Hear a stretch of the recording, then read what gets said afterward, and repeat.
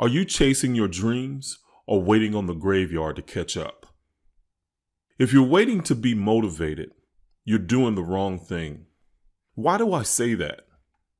Because when you know who you are and have found your purpose, you live life inspired, not motivated. What's the difference, you might ask? The difference between inspiration and motivation is like the difference between spirituality and religion. Inspiration is from within, and motivation comes from outside you. Spirituality is about you developing and recognizing your divine self. Religion is about a relationship to a deity outside yourself. When you're inspired or coming from in spirit about something you're excited about, it will be the force that drives you. You'll be ready to get up and just do what you love because it's a part of who you are. You're simply expressing who you are from within. You're being you. If you need motivation, you'll need someone else to push you.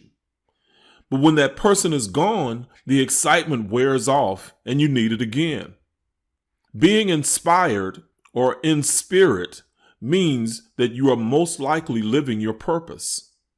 It means you're following your joy. You're letting joy be your guide. The richest place on the planet is the graveyard because so many people have died with their dreams inside them. Don't wait for something to motivate you to go after your dreams. Live inspired. That means that you'll need to know thyself so you can live life unapologetically, authentically, and on your terms. Thank you for watching.